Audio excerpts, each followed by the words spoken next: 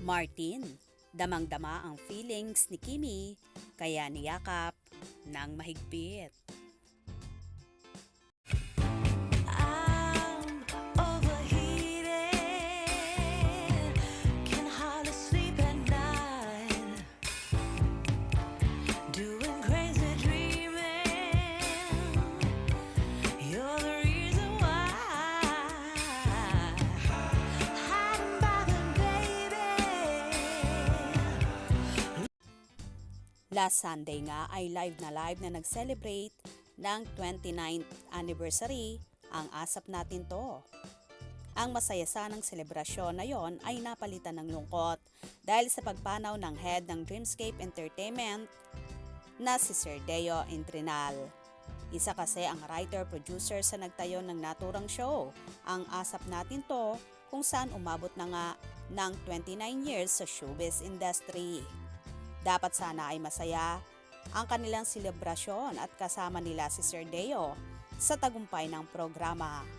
Ngunit sa kasamaang palad, ito ay pumanaw noong February 3, 2024. Kaya naman hindi na nila nakasama ang buong staff as a family.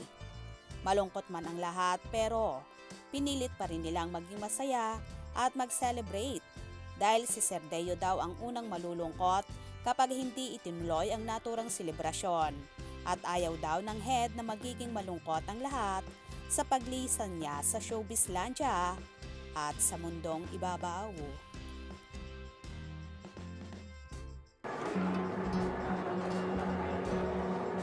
Naway sa araw na ito, kami mapunuan po ng inyong grasya, ng inyong lakas. Sapagkat mahirap mag-perform kapag may bigat at dinadala. Ngunit alam po namin na hindi ito ang nais ng aming boss. Gusto niya kami magsaya, gawin ang aming pinakamakusay. Sapagkat yan ang mga binigay niya po sa aming talento. Maraming salamat, Panginoon. We love you, we praise you. In Jesus' name, Amen. And everybody say,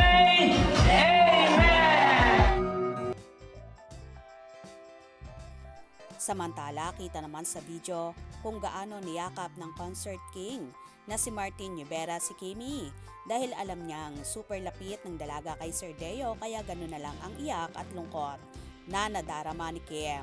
At isa nga si Sir Deo sa naging pangalawa niyang tatay sa showbiz.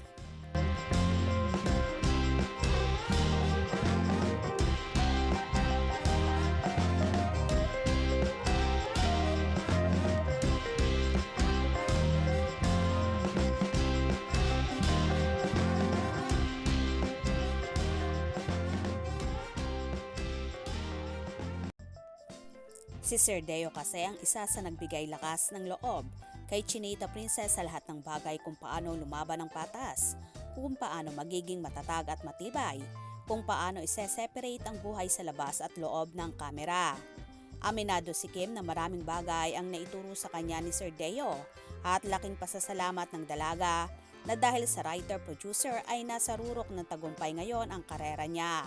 Kaya gano'n na lang ang kanyang pagdadalamhati na nawala ng isang tao na magpapalakas ng loob niya at magbabangon sa kanya kapag nadadapa siya. Well, paniguradong happy na si Sir Deo sa heaven at kasama na niya ang amang lumikha.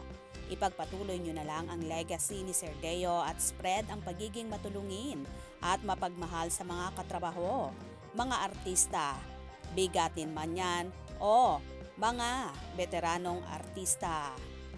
Rest in peace, Sir Deo.